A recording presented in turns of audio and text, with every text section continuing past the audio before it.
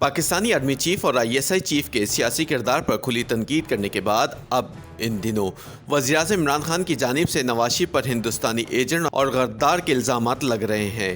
تاہم حقیقت یہ ہے کہ پاکستانی سیاسی تاریخ کی سب سے پہلی غدار مادر ملت فاطمہ جناح قرار پائی تھیں، کیونکہ انہوں نے ایوب آمریت کے خلاف اعلان جنگ کیا تھا۔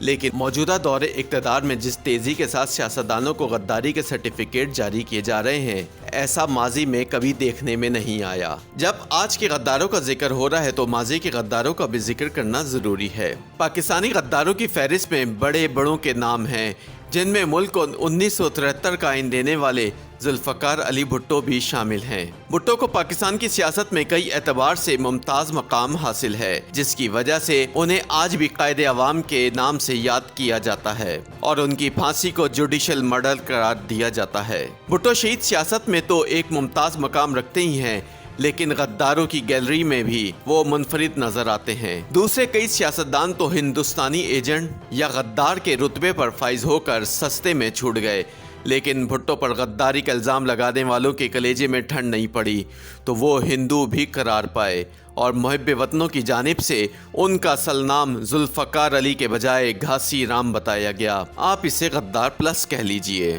سینئر صحافی محمود الحسن اپنی ایک تحریر میں لکھتے ہیں کہ ضیاء دور میں بھٹو شہید کو ہندو ثابت کرنے کے لیے تحقیق ان کی 1979 میں پھانسی کے بعد بھی جاری رہی۔ راولپنڈی جیل کے سابق special security superintendent colonel retired Rafiuddin نے اپنی کتاب بھٹو کے آخری 323 دن میں لکھا کہ بھٹو صاحب کی لاش کو رات 2:35 پر پھانسی کے بندے سے جدا کیا گیا۔ ان کی میت کو غسل دیا گیا، جس کا بندوبست وہیں کر لیا گیا تھا۔ ایک فوٹوگرافر نے، جسے ایک انٹیلیجنس ایجنسی نے بھیجا تھا، ضرورت کے مطابق بھٹو صاحب کے چند فوٹو اتارے۔ ان تصویروں سے حکام کا یہ شک دور ہو گیا کہ ان کے ختنے نہیں ہوئے تھے، لہٰذا وہ اپنی موت کے بعد مسلمان ثابت ہو گئے۔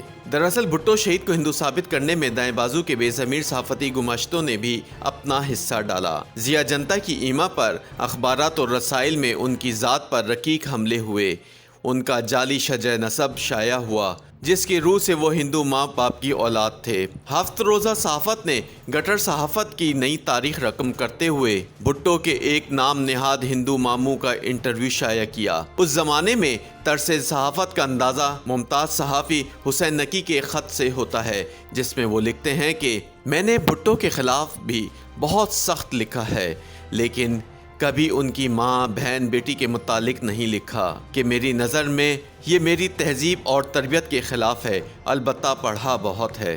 معروف ترقی پسند ادیب اور صحافی انور احسن صدیقی نے اپنی کتاب دل پرخوں کی ایک گلاب سے میں بتایا ہے کہ 1977 کے انتخابات میں اپوزیشن اتحاد پاکستان نیشنل الائنس کی ایما پر ایک گمنام ہینڈ بل بڑی تعداد میں تقسیم ہوا، جس کے مطابق بھٹو کے والدین ہندو تھے۔ ان کے بقول نفرت اور تزلیل کی ایک گھٹیا مہم تھی جو بھٹو اور ان کے ساتھیوں کے خلاف چلائی گئی۔ اس تمام مہم کی سرپرستی اشرافیہ کر رہی تھی، جس میں فوج پوری طرح شامل تھی۔ اسی طرح سرکاری ٹی وی پر بھٹو کے مظالم کی جھوٹی کہانیوں کا ایک سلسلہ بھی شروع کیا گیا۔